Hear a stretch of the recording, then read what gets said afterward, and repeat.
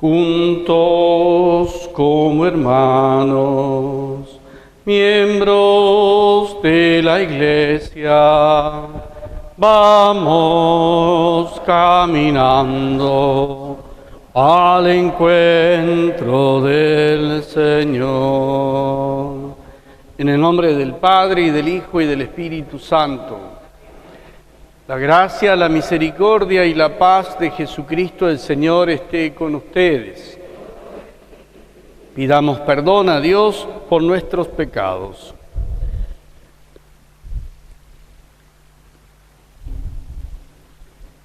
Tú que ofreciste el perdón a Pedro arrepentido, Señor, ten piedad. Tú que prometiste el paraíso al buen ladrón, Cristo, ten piedad. Tú que perdonas a todo hombre que confía en tu misericordia, Señor, ten piedad.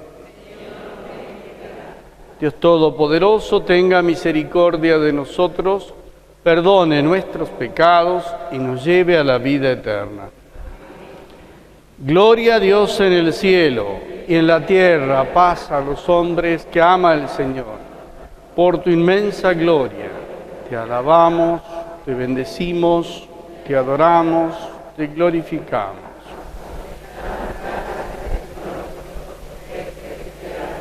Dios Padre Todopoderoso, Señor Hijo único Jesucristo, Señor Dios, Cordero de Dios, Hijo del Padre, tú que quitas el pecado del mundo, tú que quitas el pecado del mundo, tú que estás sentado a la derecha del Padre.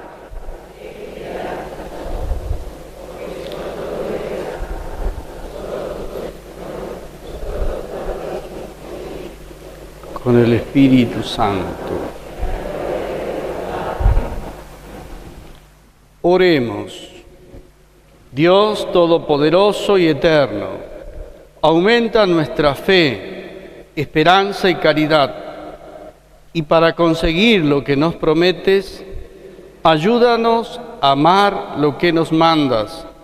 Por nuestro Señor Jesucristo, tu Hijo, que vive y reina contigo en la unidad del Espíritu Santo y es Dios por los siglos de los siglos.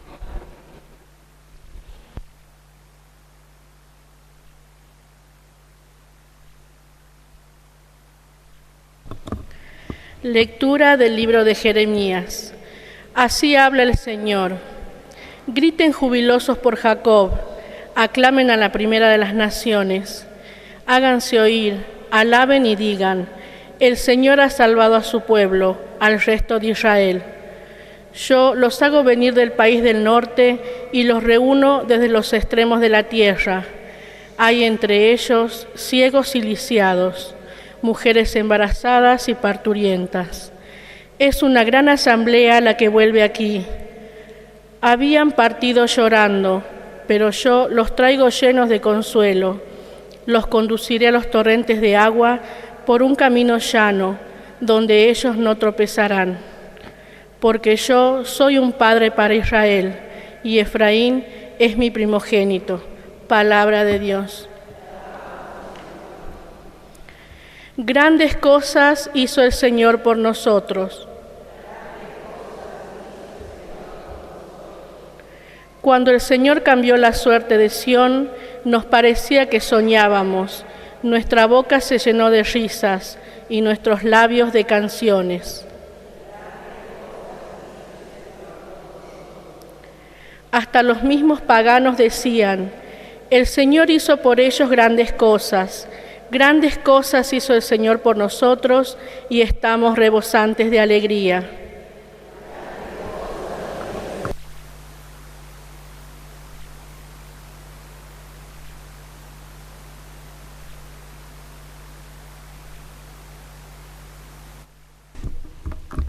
Lectura de la carta a los Hebreos.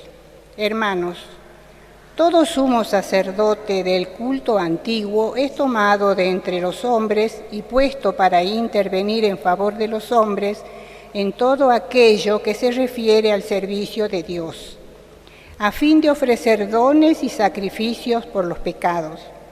Él puede mostrarse indulgente con los que pecan por ignorancia y con los descarriados, porque Él mismo está sujeto a la debilidad humana.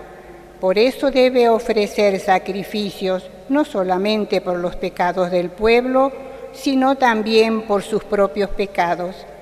Y nadie se arroga esta dignidad si no es llamado por Dios, como lo fue Aarón.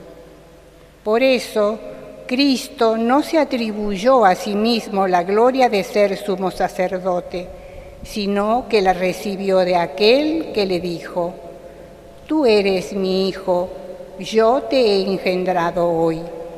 Como también dice en otro lugar: «Tú eres sacerdote para siempre, según el orden de Melquisedec».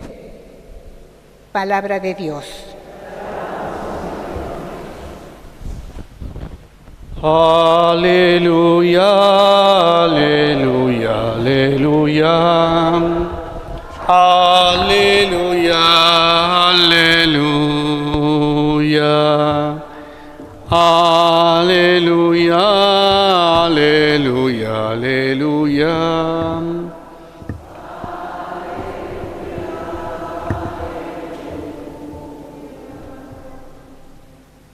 Que el Señor esté con ustedes.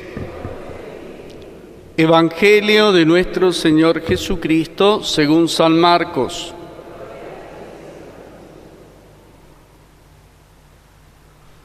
Cuando Jesús salía de Jericó, acompañado de sus discípulos y de una gran multitud, el hijo de Timeo, Bartimeo, un mendigo ciego, estaba sentado junto al camino. Al enterarse de que pasaba Jesús el Nazareno, se puso a gritar: «Jesús, hijo de David, ten piedad de mí». Muchos le reprendieron para que se callara, pero él gritaba más fuerte: «Hijo de David, ten piedad de mí». Jesús se detuvo y dijo: «Llámenlo». Entonces llamaron al ciego y le dijeron: «Ánimo, levántate, él te llama». Y el ciego, arrojando su manto, se puso de pie de un salto y fue hacia él. Jesús le preguntó: «¿Qué quieres que haga por ti?». Él le respondió: «Maestro, que yo pueda ver». Jesús le dijo: «Vete, tu fe te ha salvado». Enseguida comenzó a ver y lo siguió por el camino. Palabra del Señor.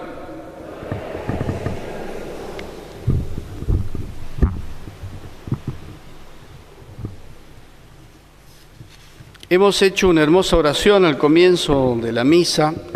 La hemos enunciado de esta manera: Dios todopoderoso y eterno, aumenta nuestra fe, nuestra esperanza y nuestra caridad. Es decir, le pedimos a Dios que active todo nuestro ser creyente en las tres virtudes teologales, en aquellas que nos ha sido infundida por su gracia, por su Espíritu: fe, esperanza y caridad. Y es tan apropiado este pedido en medio de un mundo tan difícil, en una realidad tan compleja como la que nos toca vivir. Seguramente, de una manera u otra, todos estamos sacudidos por la realidad cultural, la realidad social, la realidad política, la realidad cultural que impregna nuestro día a día, desde la cultura de los medios de comunicación, desde la realidad de nuestros vínculos permanentes y cotidianos, con nuestras familias, con nuestros amigos, con nuestros compañeros de trabajo. Sacudidos en medio de este vértigo, también está la realidad de la Iglesia. Y muchos estamos sacudidos por la realidad de la Iglesia. Y no porque los signos no estuvieran antes, sino porque no eran tan visibles. Hoy se habla mucho de ese término, visibilizar. Y a veces en la vida, todos tenemos experiencia, algo de esto, somos grandes, es necesario ciertos sacudones para darnos cuenta de un montón de cosas que nos pasan y que en la vorágine del día a día uno pasa indiferente. La realidad de nuestra iglesia, en su debilidad estructural, en la que vivimos todos, en nuestra manera cotidiana de realizar a veces solo un rito, de cultivar a veces solo una doctrina, a vivir una dinámica de oposición de fuerzas, como si la Iglesia fuera un poder más entre los poderes de la tierra. Se nos quitan cosas, perdemos otras no las hemos ejecutado nunca, hemos ido naufragando en un montón de sentidos. Y quizás eso es lo que más nos sacude. Y quizás sobre eso corresponde más que nunca este pedido de la oración. Aumenta nuestra fe, nuestra esperanza y nuestra caridad. Vemos unos intentos balbuceantes que pretenden ser respuesta a la realidad. Vemos en muchos de nuestros líderes religiosos un gran desconcierto, a veces mimetizándonos con el mundo, a veces impregnándonos del espíritu de la cultura de este momento. Y esto aparece muy claro en distintos signos que hoy en la cultura de la comunicación se viralizan de una manera u otra. Y nos damos cuenta que somos más débiles de lo que pensábamos. Y nos damos cuenta que necesitamos pedirle a Dios con más intensidad. Aumenta nuestra fe, nuestra esperanza y nuestra caridad. Primero para recuperar nuestra fortaleza, para que nuestras rodillas vacilantes comiencen a dar pasos hacia adelante. En muchos sentidos no es que los cristianos en la Iglesia sufrimos porque hacemos propuestas innovadoras y transformadoras de la realidad. Muchos de los sufrimientos, inquietudes, incertidumbres de este momento en la Iglesia es al revés, por la inactividad. Porque nos está faltando, a lo mejor, hemos dicho domingos pasados, tomarnos más en serio el eje, fundamento y fin de la vida cristiana, que es Jesús. Ser verdaderamente cristianos. Y teniendo respuestas para nosotros, respuestas vitales, no solo doctrinales. También aportar esas respuestas para el mundo, para la sociedad y la cultura, que a veces se expresa de un modo agresivo, pero es casi un reclamo que se le hace a quien se supone puede hacer un aporte distinto en medio de la realidad. El texto de la oración sigue de manera interesante. Para conseguir lo que prometes, ayúdanos a amar lo que nos mandas. Sí que queremos conseguir lo prometido por el Señor. Largamente en el antiguo pueblo de Israel y de una manera definitiva en Jesús. Lo queremos las promesas del Señor. Pero para eso no al modo nuestro lo conseguimos. No con cálculos ni con mimetizaciones con el mundo de hoy y los poderes temporales, sino ayúdanos a amar lo que nos mandas, al estilo de Dios. Y en esto urge una conversión de parte de todos en la Iglesia. Urge una conversión que nos lleve a superar a veces estilos, imágenes, formas casi risibles de vivir la fe. En estos textos que proclamamos hoy aparecen algunos elementos comunes que habrá que tomarlos verdaderamente en serio. Dice el libro de Jeremías, un potente profeta del Antiguo Testamento, a quien debemos rezar y a quien debiéramos imitar, Jeremías. No sé cuántos de nosotros tenemos esta impronta de la espiritualidad del profeta Jeremías. Así habla el Señor, griten de júbilo, háganse oír, alaben. El Señor ha salvado a su pueblo. Hay una certeza que se transforma en una elocuente alegría, no en una fe que se arrastra llena de incertidumbres, de temores, de inquietudes. La presencia del pueblo de Dios ha de ser una alegría exultante, dice Jeremías. ¿Por qué? Porque el Señor los hace venir desde todos lados, desde los extremos de la tierra. ¿Y quiénes componen este pueblo que el Señor convoca? Ciegos y lisiados, mujeres embarazadas y parturientas. Es una gran asamblea la que vuelve aquí. Es llamativo, sintomático, indicador que los personajes del pueblo de Dios no sean personas fuertes, bellas y agraciadas. Son todas categorías que a la luz de la ley de Israel serían marginales. Recordemos todo el concepto del pecado que se cultivaba entonces.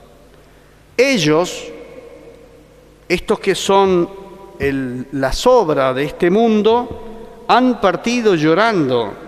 Yo los traigo llenos de consuelo. Los conduciré a los torrentes de agua por un camino llano, no tendrán que hacer ningún esfuerzo. Ellos no tropezarán.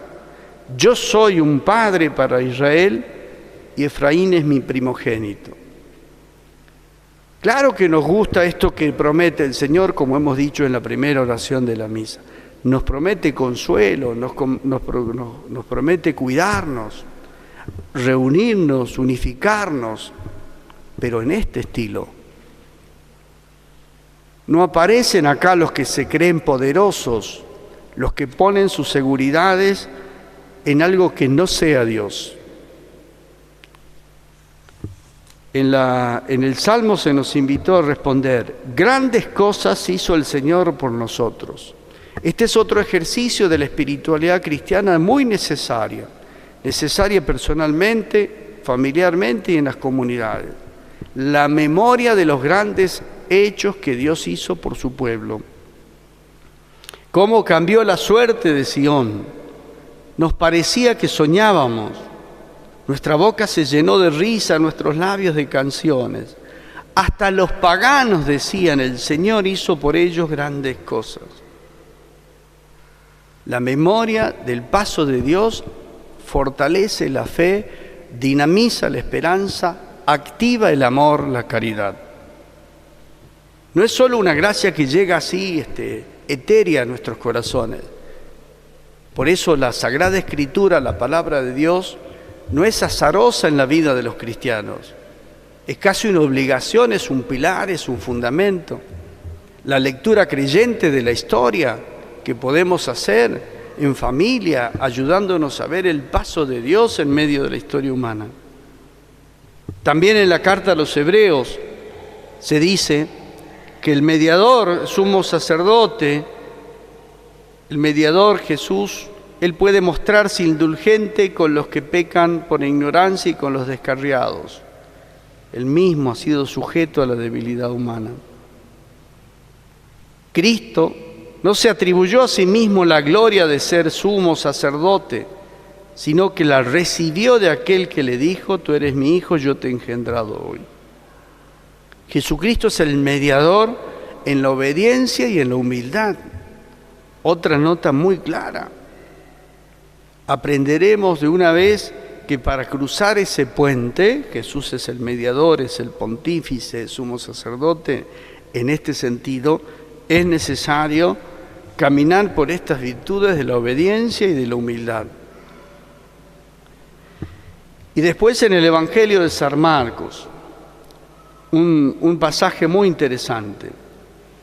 Cuando Jesús salía de Jericó, más o menos cercano a Jerusalén, dicen es una de las ciudades, si no es la más antigua del mundo, acompañado de sus discípulos y una gran multitud, todos estos pincelazos ayudan a que uno descubra la escena. El hijo de Timeo, un mendigo ciego.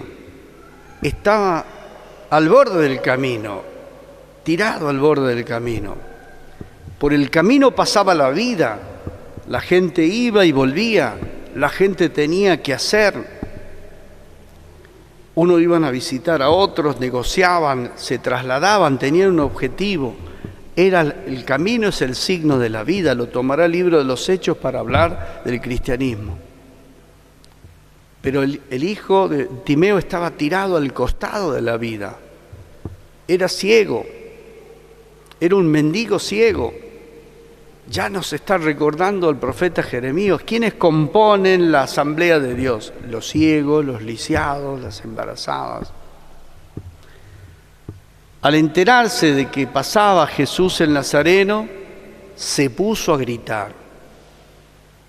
El grito de la multitud marginada de la vida, de los que no pueden o no tienen objetivos para su vida, de los que no pueden subirse a la dinámica vital, de los que están al margen.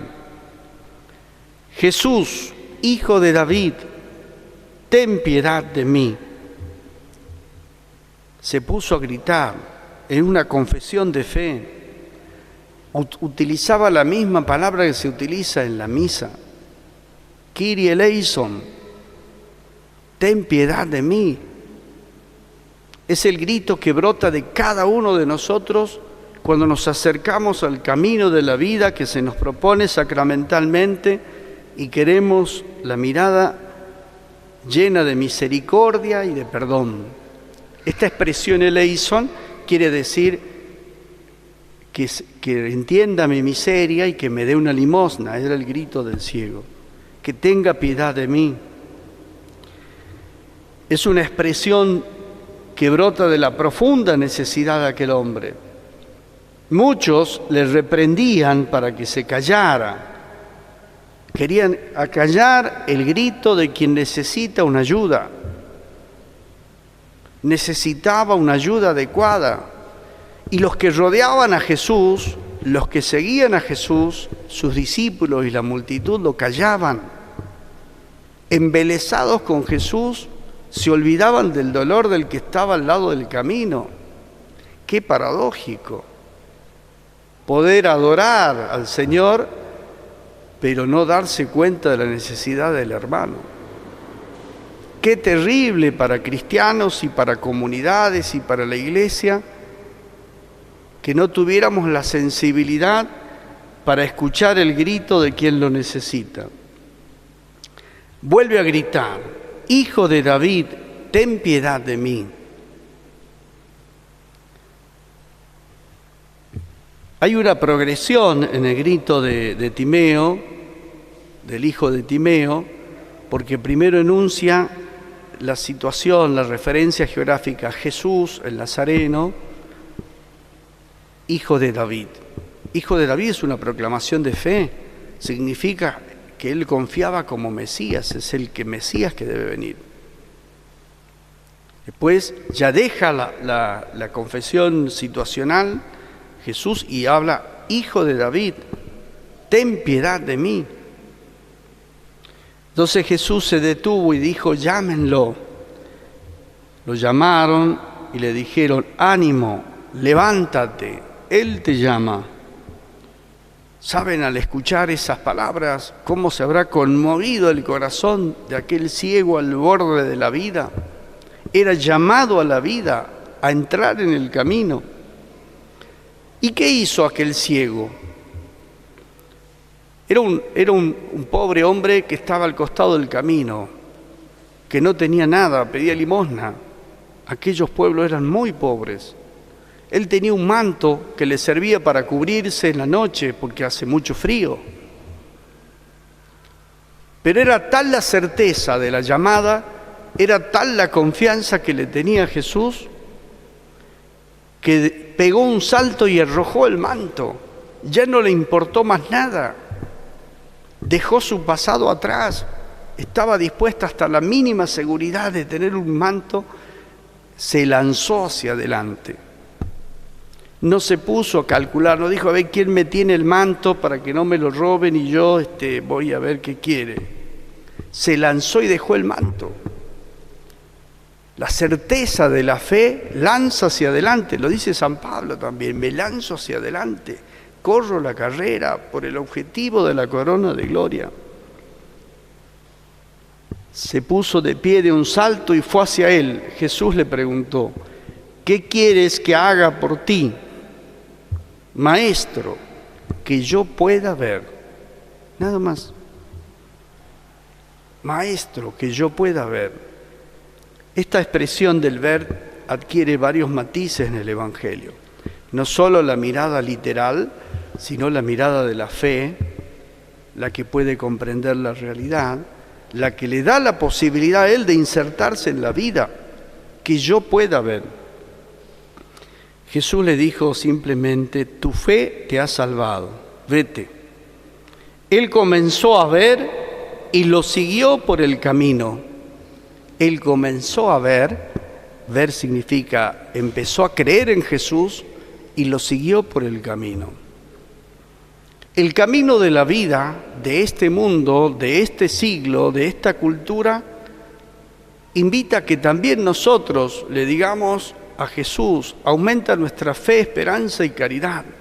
Señor, que cada uno de nosotros, que cada familia cristiana, que cada comunidad cristiana pueda ver, pueda mirar la realidad desde los ojos de la fe, para que comprendamos los fenómenos externos e internos que nos están pasando, para que podamos digerirlos desde la fe, para que podamos analizarlos desde la fe y hacer, junto con aquel ciego, ese gesto de audacia, de una fe que no se queda en la apariencia, de una fe que progresa y se precisa, de una fe que no se queda en el obstáculo, una fe que grita a la fuente de piedad, una fe que es capacidad de entrega. Comenzó a ver y lo siguió por el camino. Hay un pequeño matiz. El texto de San Marcos, a esta altura, el capítulo 10, ya está hablando que el camino de Jesús lleva a la cruz, lleva al sufrimiento y a la muerte. El ciego no se sana para pasarla bien y estar cómodo, sino para seguir a Jesús en su propia suerte, que es la muerte.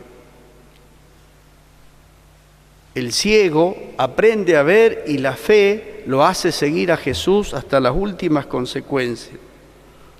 Y el ciego ahora tiene una mirada radiante, aquella que dan todos los dones y todos los frutos del Espíritu Santo, que nos hacen vivir con magnanimidad, con misericordia, con alegría, con paz, con fe. Creo que en este momento del mundo, de la vida, de la cultura, de la sociedad y de la Iglesia, es necesario que comencemos a vivir de manera esencial. Muchas cosas nos distraen en la vida de la fe. Y una sola es necesaria, dice Jesús, y María hizo la mejor parte.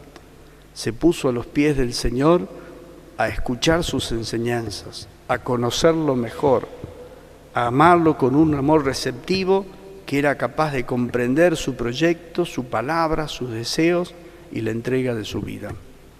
Creo que la única manera de recuperar el paso es que la Iglesia, los cristianos, las familias cristianas, recuperemos esta unión tan entrañable con Jesús y este grito que brota de lo más hondo de nuestra debilidad. Jesús, ten piedad de mí. Aumenta nuestra fe, esperanza y caridad. Queremos lo que prometes y queremos hacerlo como tú nos mandas, no estableciendo lazos con poderes humanos, no confiándonos en seguridades efímeras y mundanas. Queremos lo que prometes y queremos amar lo que tú nos mandas. Se lo digamos con fe en esta Eucaristía que celebramos. Creo en Dios, Padre Todopoderoso, Creador del cielo y de la tierra.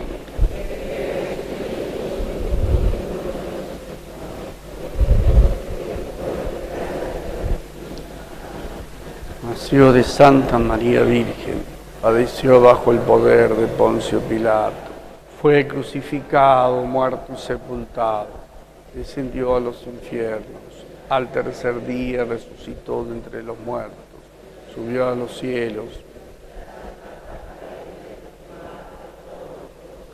y de allí de venir a juzgar a los vivos y a los muertos. Creo en el Espíritu Santo, la comunión de los santos, el perdón de los pecados.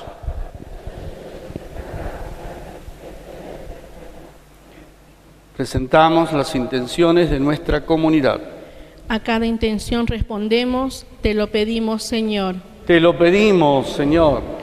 Por la Iglesia, para que tenga la actitud de Jesús de ir al encuentro de todos los hombres para anunciarles la buena nueva. Oremos. Te lo pedimos, Señor. Por los jóvenes, para que guiados por Jesús sepan cuál es su misión y que el mundo necesita de su testimonio. Oremos. Te lo pedimos, Señor. Por todos nosotros, para que sepamos discernir en nuestro corazón qué queremos de Jesús y qué quiere Él de nosotros. Oremos. Estas intenciones y las que guardamos en nuestro corazón te las presentamos, Padre, por el mismo Jesucristo nuestro Señor. Podemos tomar asiento. Presentamos los dones del pan y del vino.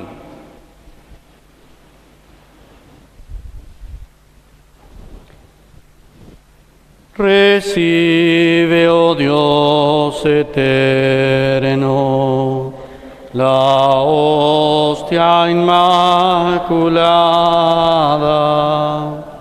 que luego a ti inmolada va a ser en este altar. Con ella te pedimos que aceptes nuestros dones, son fieles corazones que a ti solo han de amar. Son fieles corazones que a ti solo han de amar. Oremos para que este sacrificio sea agradable a Dios Padre Todopoderoso.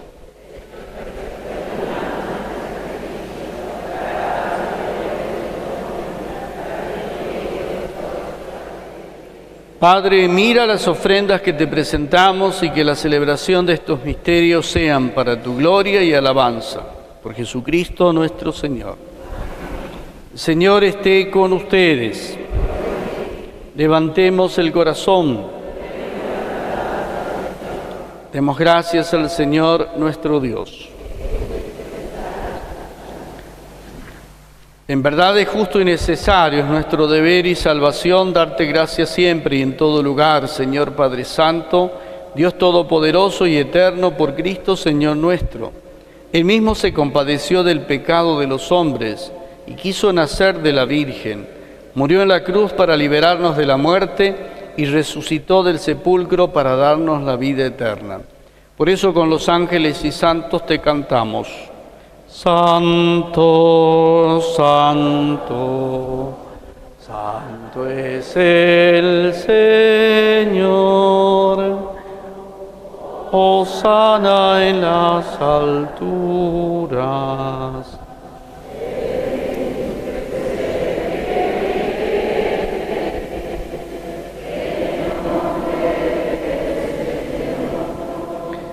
Santo eres, Señor, fuente de toda santidad, por eso te pedimos que santifiques estos dones con la efusión de tu Espíritu, de manera que se conviertan para nosotros en el cuerpo y la sangre de Jesucristo nuestro Señor. Él mismo, cuando iba a ser entregado su pasión voluntariamente aceptada, tomó pan, te dio gracias, lo partió y lo dio a sus discípulos diciendo: tomen y coman todos de él, porque esto es mi cuerpo que será entregado por ustedes.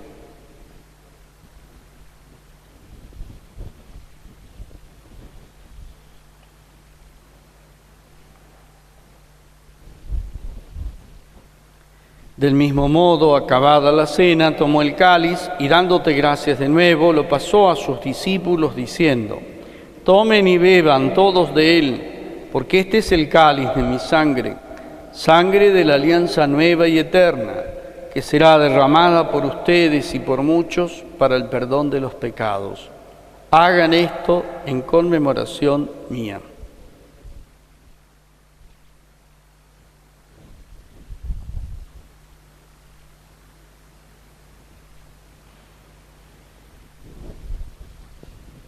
Este es el misterio de la fe.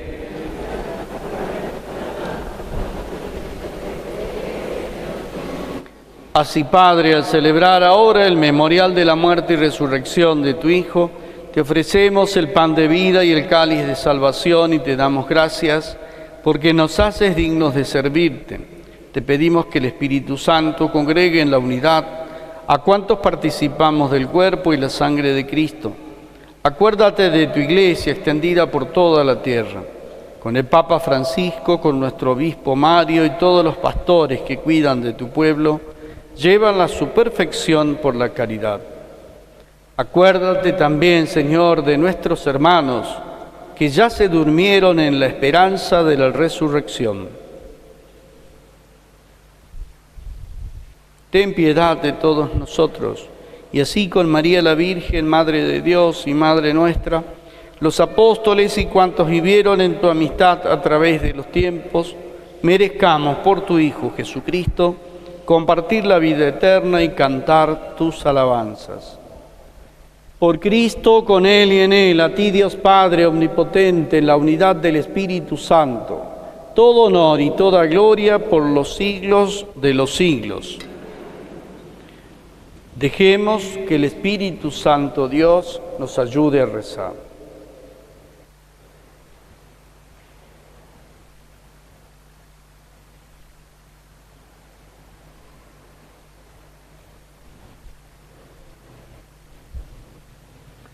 Padre nuestro que estás en el cielo, santificado.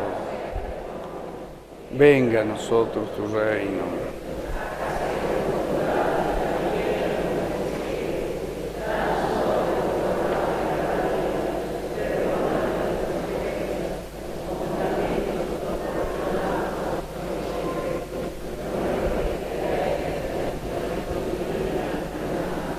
Líbranos, Señor, de todos los males y concédenos la paz, para que, ayudados por tu misericordia, vivamos siempre libres de pecado y protegidos de toda perturbación mientras esperamos la gloriosa venida de nuestro Salvador Jesucristo.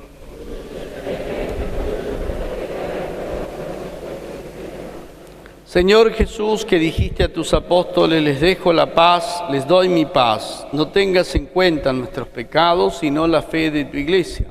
Conforme a tu palabra, concédenos la paz y la unidad. Tú que vives y reinas por los siglos de los siglos. Que la paz del Señor esté siempre con ustedes. Cordero de Dios, que quitas el pecado del mundo,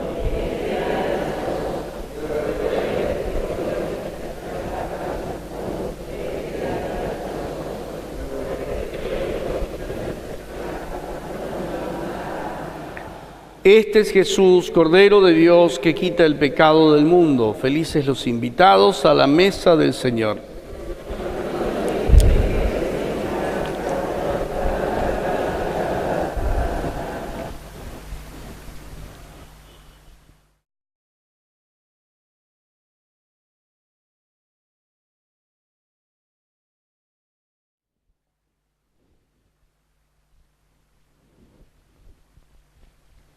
Cuerpo de Cristo. Amén.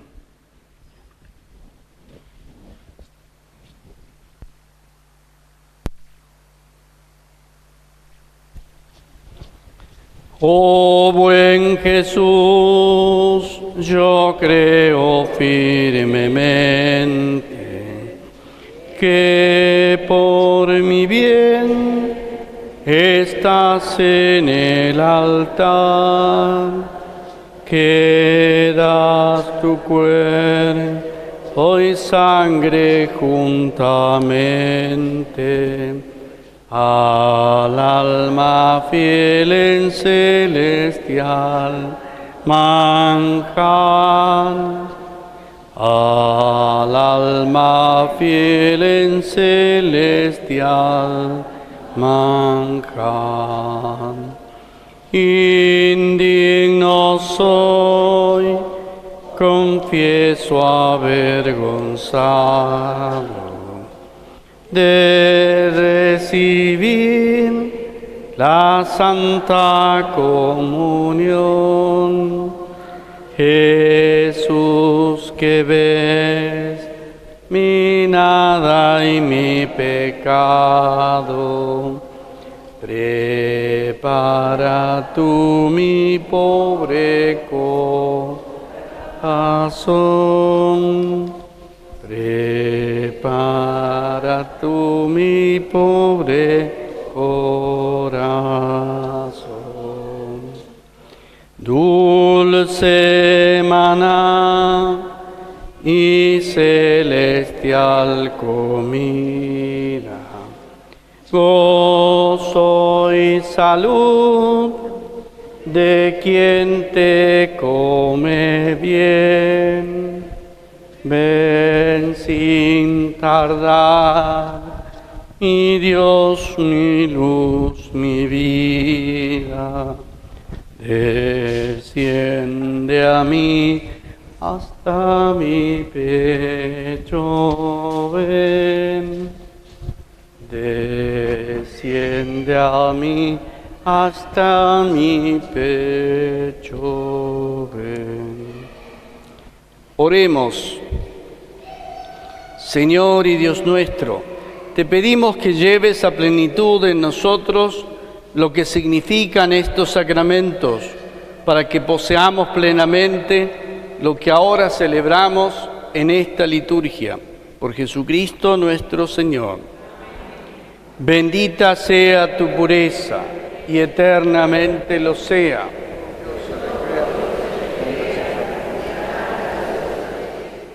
A ti, celestial princesa, Virgen Sagrada María, yo te ofrezco en este día, alma, vida y corazón. Mírame con compasión.